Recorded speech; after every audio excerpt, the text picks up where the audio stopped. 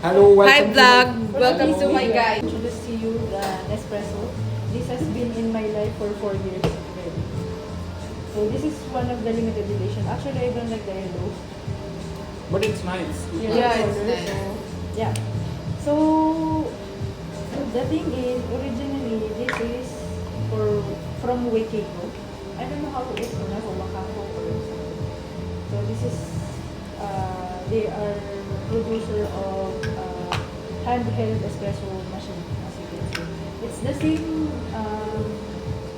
pressure square inch, where the pressure that you're using in the espresso. Like usually from 5 to 9 bars of pressure. So it has 9 bars. So before I was using this one, you just grind the coffee, espresso grind, 8 to 10 grams of coffee, and I lose my tank, the tamper, so yeah. Tempting. Then I saw there's one accessory that you can attach and you will get to use the capsules. So first, put hot water. Usually there's a alkaline, but to have the more cooler body, hot water.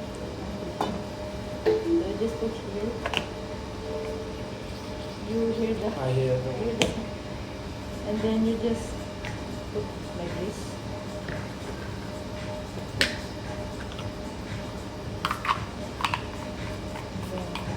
Then this.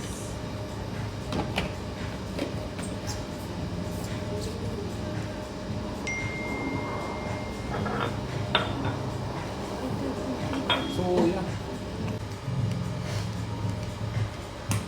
Boom. Aywa! Wow.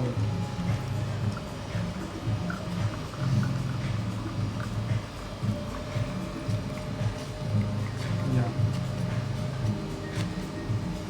See, it looks so creamy, huh? Yeah, see the crema? Cremas espresso. Okay. Stir.